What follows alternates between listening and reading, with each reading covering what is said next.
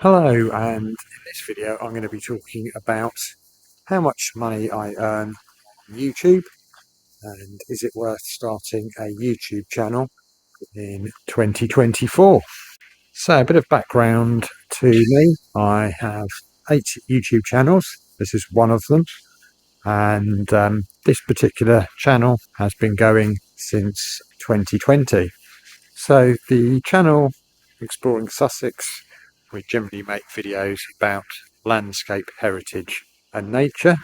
So if you're wondering where we are, we're at Chichester Cathedral, and the reason I've come here is to basically escape the wind and the rain. It's the winter solstice as I film this, so the days are shortest and weather is not great. I have done videos on Chichester Cathedral in the past, so you can go back through the playlist and have a look for those. Previous channel I had made with my children and found that they weren't really that interested in making YouTube. So if you are looking to start a YouTube channel in 2024, the hardest thing is lack of data.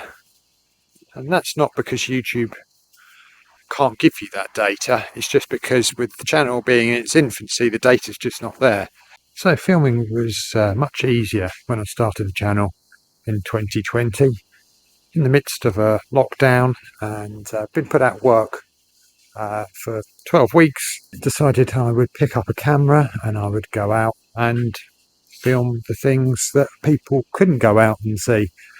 So that's how the channel started, and I've left those early videos on the channel, and looking back on them today, they're not that good, and didn't expect them to be that good because this is not my natural skill set, making videos and presenting videos. So what I did starting up the channel was just to use existing equipment, a low startup cost.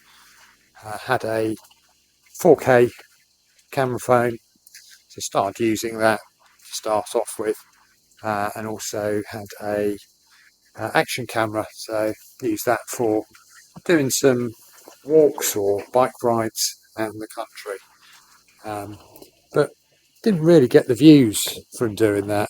And one of the things that I had to learn quite early on is that YouTube and its audience likes a story. Without a story, you're not going to keep people watching, to be honest. And I'd picked up skills, or what I thought were skills, from other YouTubers, but power of hindsight, those aren't the things that I needed to be doing. I probably was watching the wrong type of people, and possibly being lazy in how I was filming.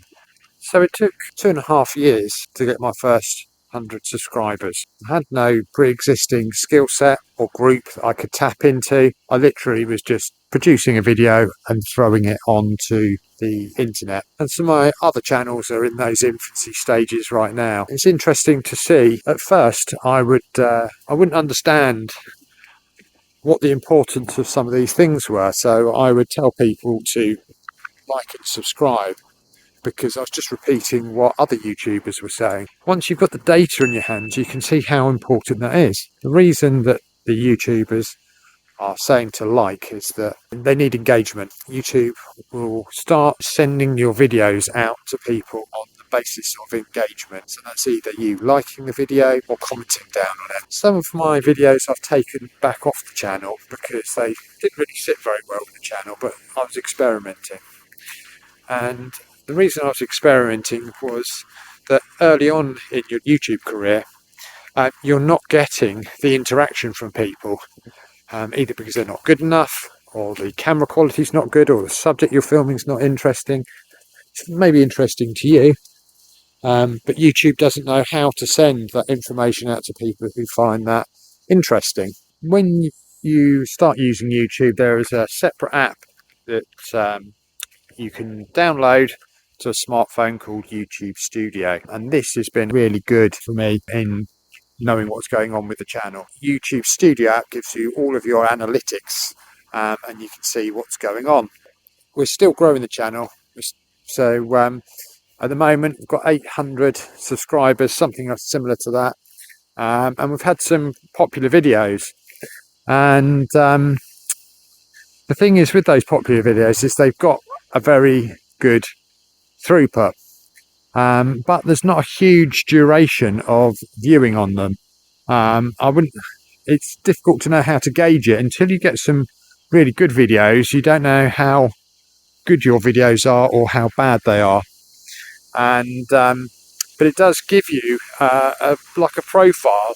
And what tends to be happening in those videos is the video starts off with people 100% watching it, and then it trails down, and then you get a little bump at the end. And that bump at the end, I perceive, is the fact that I've used a clickbaity image to lure people into watching the video. They're not really that interested in the video. They just want to see why they came to that video. So they're skipping through the video and just watching the end. It's good that YouTube gives you all this data. So one of my 8 channels is now monetized. The channel that I've got monetized has taken 3 years to monetize that channel. So significant investment in my time and skill set to learn editing and producing videos. And so far that channel is literally only just been monetized, but the values of money coming through at the moment don't look great. And I'm producing quite a large amount of numbers for YouTube on that channel. So 70,000 views every 28 days. But again, people sort of say, why would you want to monetize it? Well, YouTube are making money off of all of my videos. YouTube is all about content. It doesn't actually really care whether it's good content or not. It just wants content. I was growing this and my other YouTube channels through some of the toughest times in YouTube. So censorship was becoming very, very high. An interesting perspective on this is listening to some other content creators. That censorship is backing off. So what's happening is that some YouTube content creators getting onto YouTube, growing very fast because they have an interesting subject and a large fan base off the back of that. They often share content with other YouTube creators, and that's how they become big. And once they become big, they can earn more money from being behind a paywall. So what they end up doing is either keeping YouTube as a funnel to funnel people through to their own website, view a video, and to be able to place an advert in front of that viewer. In doing so, YouTube and Google make money. So it's only fair if Google and YouTube are earning money off the back of their creators, that they should be paying their creators. Some creators we see, the big ones, are doing extremely well from that. But they supplement the YouTube income through merchandise sales and through brand deals. So this particular content creator has 140,000 subscribers to his YouTube channel. But he's talking about controversial things, so it's not going to be suitable for every single advertiser.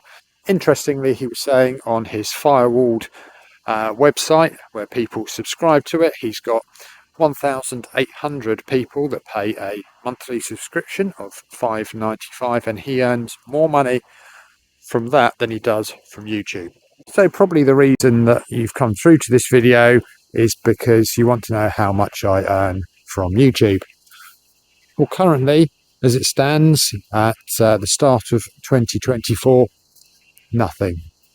So this channel generates nothing for income.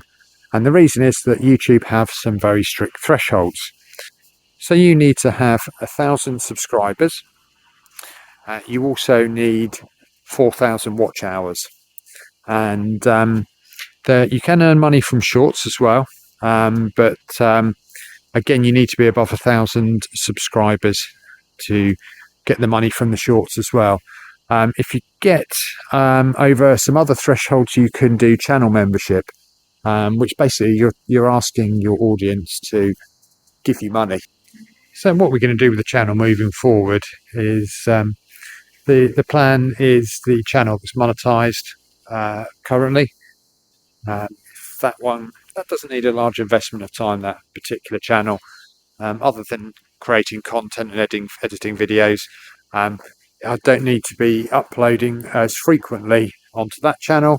This one I do upload every Friday, 3 o'clock. That may change moving forward, but that seems to be working for me as it stands.